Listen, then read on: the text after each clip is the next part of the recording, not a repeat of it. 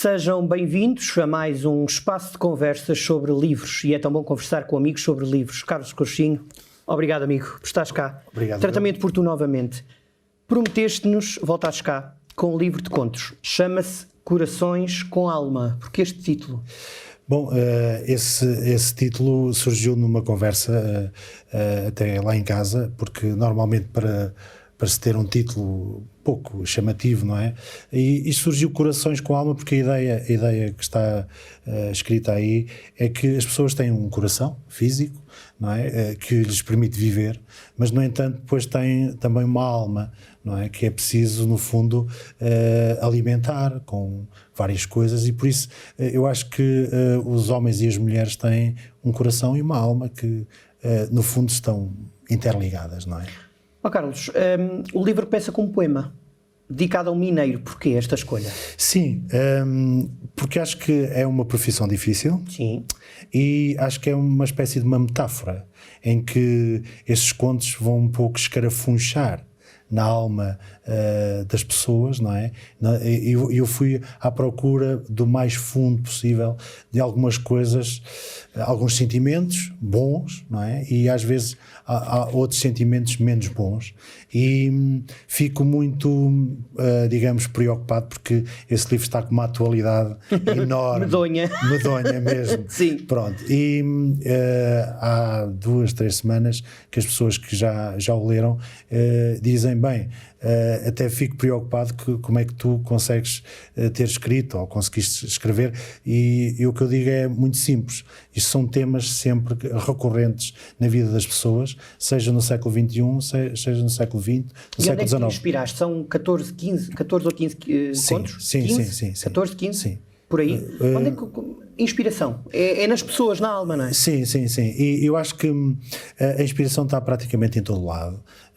A inspiração pode ser num palácio abandonado ou num palacete abandonado, e eu olho e se calhar, porque já fiz muitas leituras, e começo a pensar, bom, como seria a vida neste palacete, quem é que cá esteve, pronto, e depois começam a surgir, sobretudo na ordem do dia, alguns problemas, que é o caso do refúgio, não é? Os refugiados, e se calhar a inspiração começa a brotar, e se calhar é importante também pensar na mensagem que tu queres passar com aquilo que escreves, com as tuas histórias. E nesse conto tu usas crianças. Sim. São as tais almas mais puras. Sim. Frente a frente alguém que recebe e alguém que é acolhido, não é? Sim, isso no fundo são essas mensagens importantes que é preciso fazer passar, e como estamos a ver na realidade, as coisas estão a acontecer. E depois também há inspiração nas conversas que temos, e eu queria destacar sobretudo com pessoas mais velhas. E mais puras, não é? Mais simples. E que muitas vezes nós olhamos para elas e temos um pré-conceito que se calhar ela não nos vai acrescentar nada, e é um puro engano. Quando começamos a falar, se pudéssemos estar a tarde toda a falar, porque eles viveram imensas coisas e têm histórias únicas, e claro que não faça maldade depois de transportar ou escrever no papel aquilo que me contam, mas são um bocadinho pontes, ideias que vão surgindo, e depois os personagens vão começando a aparecer nas histórias. É um bocadinho aqui, um bocadinho ali, e são essas pessoas que vão construindo um bocadinho o meu imaginário, não é? E adoro escrever as histórias quando estou ao computador e digo assim, agora vou por aqui. Não, acho que não vou por aqui. E depois vem as coisas... Mas refazes facilmente? Sim. És alguém que consegue apagar e... Sim. Quando vejo que aquilo não é aquela ideia que eu quero transmitir, tudo bem. Não, claro que poupa-se papel, porque é só apagar e voltar a escrever. Já vamos às ilustrações, mas tens aqui uma grande novidade, que são os QR Codes. Sim. Ou seja, quem ler este livro tem a possibilidade de ir ouvindo uma música que o Carlos, portanto, o Carlos aqui é o nosso DJ, cada conto tem uma música. Estas músicas foram fáceis de escolher para cada conto? Sim, foram, porque têm, digamos, a ver com aquilo que está escrito e com as minhas referências musicais, não é? Pronto, claro. Tens desde Bocelli a John Lennon, a Manu Chao, tantos, estou aqui a tentar percorrer. E Delfins, sobretudo que tem a ver com aquilo que está escrito em contraponto, ou uma banda sonora. Acho que a vida sem uma banda sonora não é nada, não faz sentido, não é? E pronto, isso são referências. Essa ideia foi na troca, até se eu há bocadinho estava a dizer que falando com pessoas mais velhas aprendemos muito, também com a malta jovem também. Essa ideia do QR Code foi-me sugerida por um rapaz com 20 e tal anos. Estávamos a conversar e disse, olha, se calhar vou colocar uma indicação de umas músicas em cada conto, e ele disse-me logo, ei, olha, se calhar um QR Code seria o ideal para as pessoas poderem descarregar e verem logo na hora. E eu, olha, boa ideia. E lá está. É transversal, as conversas são transversais, não importa a idade, e acho que é importante. Antes de nos colocarmos em alguns destes contos, eu tenho que destacar as ilustrações. Tu, mais uma vez, socorres de alguém que é um brilhante artista. É muito. O Oscar Sánchez Requena é seguramente um dos grandes ilustradores da nossa praça. Como da outra vez com Inquietações, fez um excelente trabalho, continuamos a trabalhar. Ele fez esse trabalho lendo os contos, não é? E dei-lhe liberdade total para ele fazer, porque já não censuraste nada? Nada. A única coisa que se calhar está aí, uma ilustração em relação à guerra, a trincheira, pronto, ele colocou, digamos, tipo uma caveira, e só a única coisa que disse, se calhar é um bocadinho... mais forte. É um bocadinho forte demais. É forte demais e se calhar dispensamos essa parte. Olha, uma das ilustrações que mais marcou foi o da mulher violada, que fala sobre violência doméstica, não é? Portanto, a chamada violação da alma e do corpo. São temas que te apoquentam e com os quais gostas de lidar para escrever? Sim, porque... tu tens que lidar com o assunto, sim, não tu na pele, mas tens que te pôr na pele de, não é? Sim. É esta ilustração. Essa infância roubada é impressionante.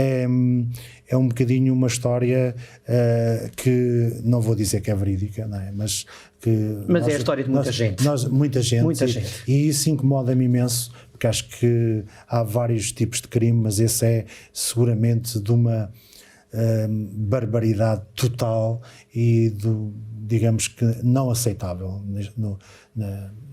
na sociedade que temos, como outros, e sobretudo porque as vítimas são pessoas muitas vezes indefesas, que ainda se estão a construir como pessoas, e muitas vezes o medo faz com que elas não denunciem certos abusos, é mesmo a palavra, sim, abusos que são vítimas, e infelizmente o algoz, como eu costumo dizer, está muito perto sempre da família, e isso faz de mim um bocadinho uma pessoa atenta a essas situações, falar sobre o assunto, pôr o dedo na ferida, porque não é fácil.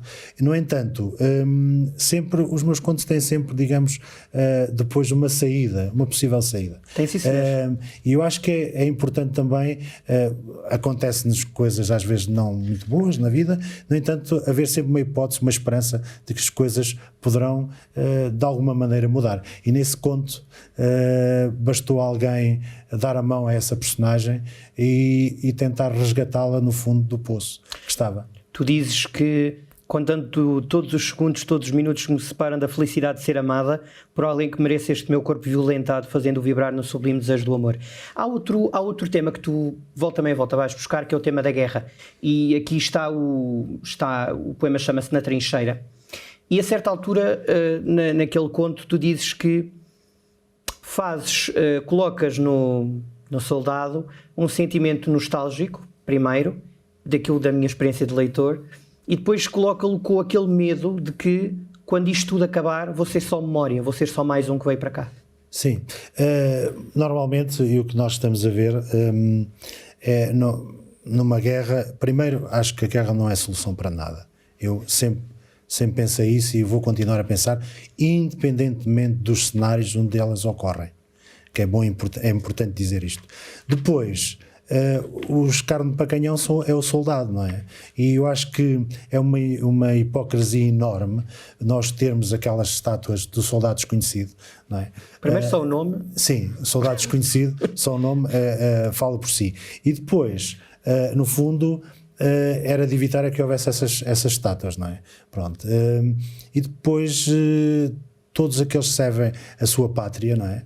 Podem ainda servir de várias maneiras, e mesmo o exército em tempos de paz pode servir muito bem a pátria, sem armas.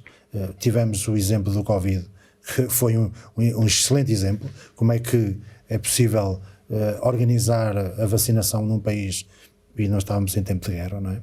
E acho que isso dos esquecidos é mais um departamento dos esquecidos, porque nós tivemos, felizmente ou infelizmente, a guerra colonial, não é? O meu pai esteve na guerra colonial, e lembro perfeitamente de algumas crises que ele teve, do stress pós-traumático, e aí lembro-me perfeitamente que não era fácil, porque era uma coisa que estava lá e que não era tratável, e a partir daí pensei, bom, estes jovens foram combater pela pátria, mas depois quando regressaram foi cada um por si. É um bocadinho a ideia de que uns ficam com medalhas e outros ficam com traumas. E sobretudo em nome de quê, não é? Sim, em nome de quê? Em nome de quê? Sim. Olha, outro tema que tu também volta a abordas é a questão da fé. Tu és um homem de fé. Este conto chama-se O Oratório. Sim. És um homem de fé? Sou. Em Deus, nas pessoas, em quê?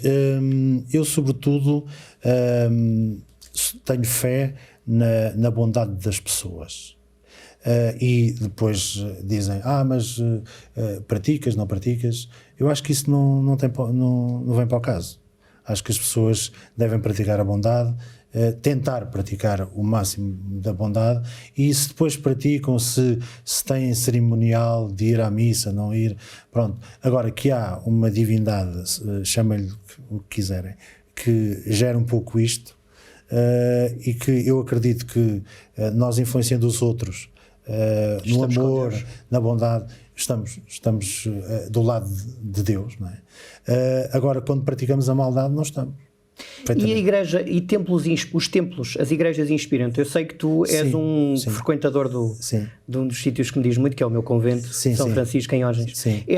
São sítios que te inspiram. Já escreveste lá contos? Já escreveste lá artigos? Eu acho que o que me inspira nestes lugares é sobretudo uma coisa, que é o silêncio, que nós encontramos nesses lugares, e que podemos estar um pouco connosco próprios e pensar nas coisas com calma, sem haver notificações, sem haver chamadas, pronto, e estamos perfeitamente no silêncio. E é um luxo, não é? Tens de dar esse luxo. Completamente. Eu, por acaso, dentro de um tempo, nunca escrevi, não me lembro que coisa.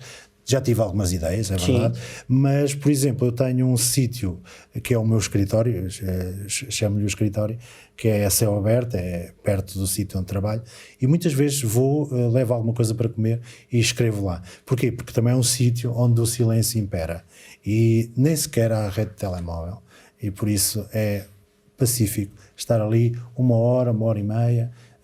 Às vezes saem coisas escritas, outras vezes não saem, mas só a paz de espírito em estarmos ali a conversar com os nossos botões, que eu acho que falta um bocadinho nós conversarmos com os nossos botões. Há aqui uma expressão, vamos voltar ao tema da violência doméstica. Tu usas aqui uma expressão que diz: as telhas escondem muita coisa. Tu és professor. Como é que achas que a escola está a lidar com este tema da violência doméstica? Esta frase é muito forte. Sim. As telhas escondem muita coisa. Sim. Pronto, em termos quer de maus tratos dos alunos, quer a violência doméstica associada a várias, quer com idosos, quer entre marido e mulher, eu acho que há já uma perspectiva diferente do assunto, e não é tão tabu como há 15, 20 anos, não é?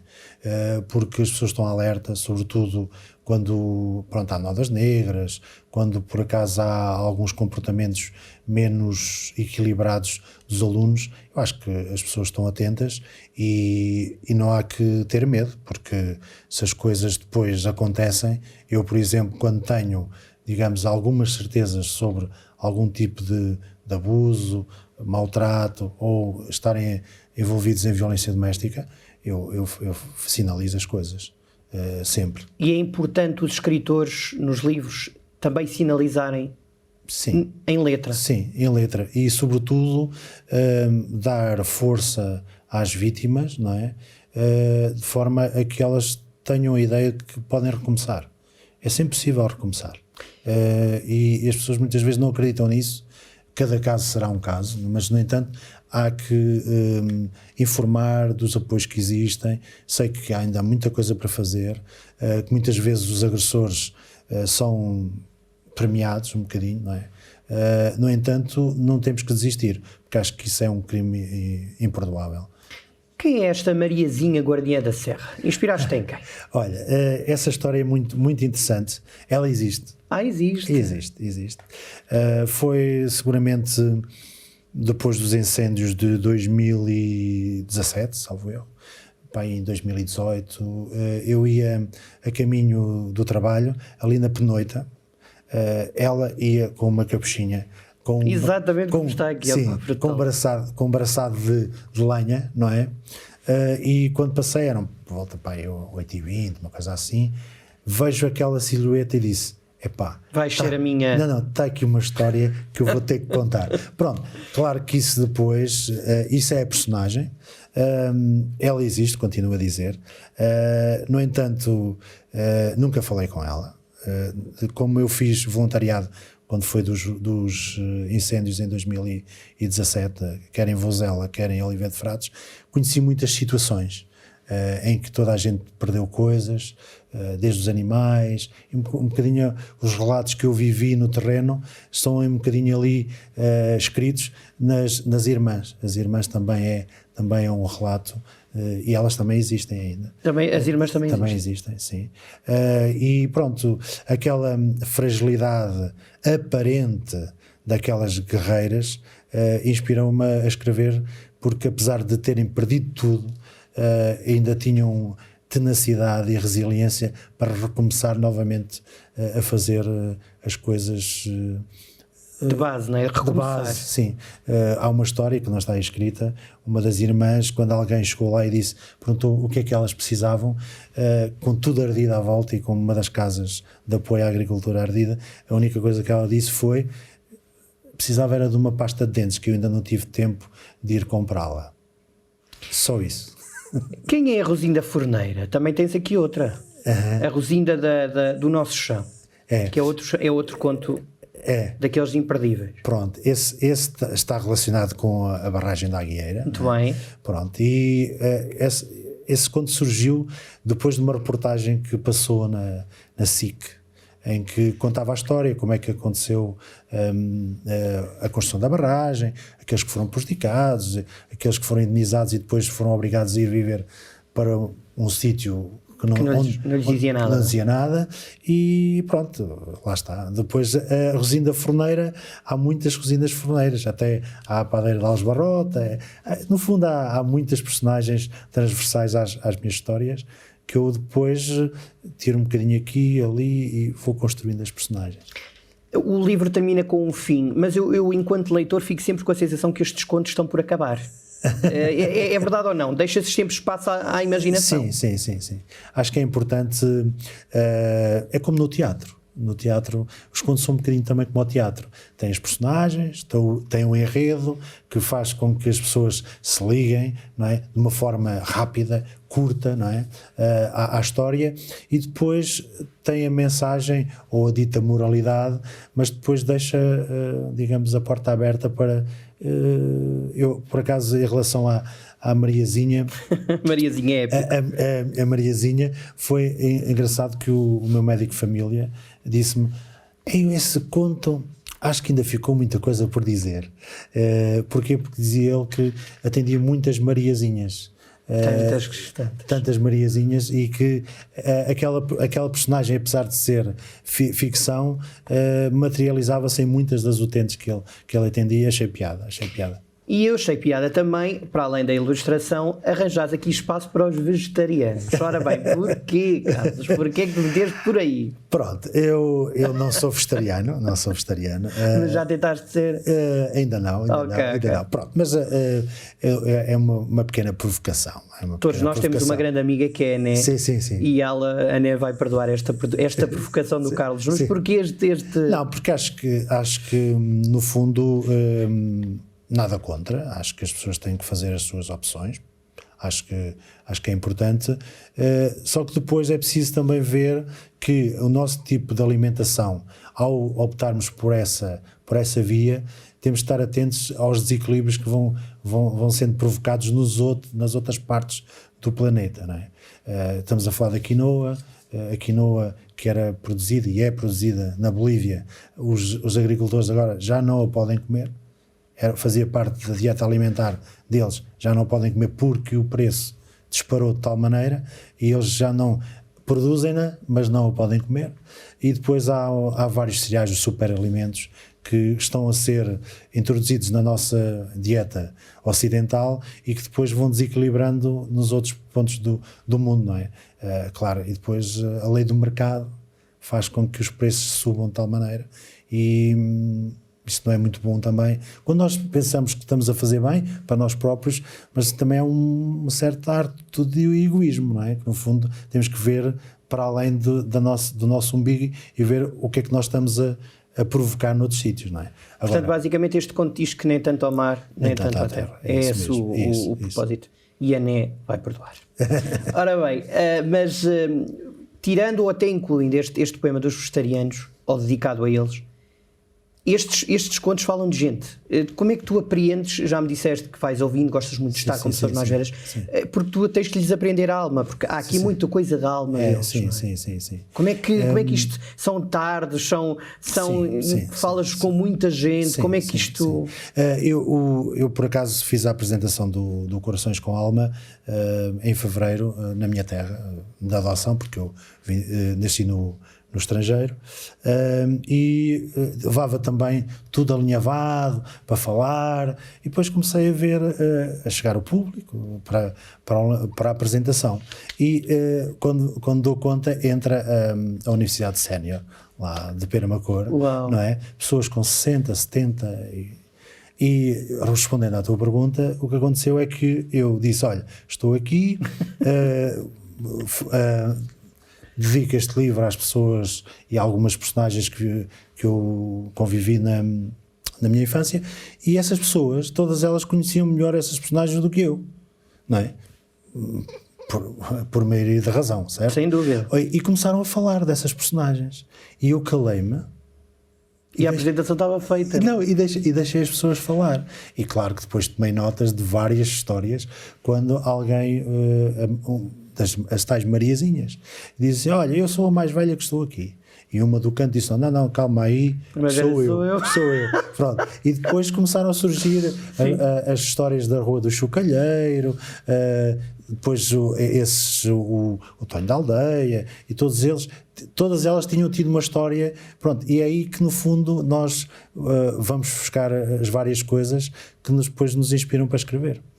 De facto é um livro absolutamente imperdível, vale a pena ler, comprar, ler. Depois o Carlos é uma pessoa super acessível, até autografa o livro. Sim, o meu está aqui, não o vou tirar porque depois estraga aqui o cenário. Carlos, o que é que vem aí agora? Ora, o que vem aí... Cuidado com o que prometes, porque depois tens que ficar. Sim, pronto. Não, o que vem aí já está feito, não é? Sim. Pronto. Será um livro para jovens, pronto. Uma temática ambiental, eu posso falar... O tema é digamos, um problema ambiental sério que nós temos no planeta, não é? Mas é um romance? Não, é um livro para alunos do terceiro ciclo, mais ou menos, para fazermos aqui uma caminhada ambiental juntos, ir buscar algumas tradições, porque se calhar uma coisa está ligada à outra e poderemos resolver um problema ambiental indo às tradições, não é? Porque já tenho quase 54 anos, vou fazer dentro de dias, mas lembro-me bem que quando não existia plástico, nós também vivíamos e conseguíamos ter recipientes, essas coisas. É por aí. Muito bem. E a ilustradora já tem a história, a ilustradora também é cá de Viseu, e por isso desta vez não será o Oscar, mas será outra pessoa que a seu tempo nós saberemos Quem? Quando é que vai ser lançado? Tens ideia? Mês? Altura? Não sei. Eu gosto de Deixar dar respirar. tempo. Deixar Não, respirar, e não é? dar tempo ao tempo. Agora temos aí o Corações com Alma. Dar tempo ao tempo para as coisas amadurecerem, discutir as ideias. E é sempre importante trabalhar bem. E como é uma dupla, nós temos de estar sempre dependentes da outra pessoa e gostar. Eu gosto sempre de deixar espaço para a criação aconteça com influência, com tempo. São 16 contos. Ora bem, o refúgio, o oratório, um lugar à sombra, na trincheira, o contentor pequeno lado a lado. Não falámos de todos. Sim. As irmãs, a infância roubada, os mergulhos proibidos, o nosso chão, um peregrino por terras do Demo. Esse foi premiado. Pois, este está. Eu não falei dele, mas está. Os vegetarianos e inverterados, o tal. A horta, um Pai Natal improvável. O toque de finados é daqueles, se eu tivesse que escolher, é capaz de ser dos meus preferidos. Sim. E o Ateliê 113. 16 contos, Carlos. Obrigado por teres cá estado. Eu é que agradeço. Fica então recomendado mesmo. E também agradeço à editora Arteology por me possibilitar também publicar os contos, não é? E continuar a escrever as minhas histórias, que tanto me fazem feliz. Carlos, Obrigado. até à próxima. Fica então recomendado Corações com Alma, Carlos Cruxinho, ilustrações de Oscar Sánchez Riquenha. Riquenha, não é? Riquena. Riquena. Obrigado e até à próxima. Obrigado, Carlos.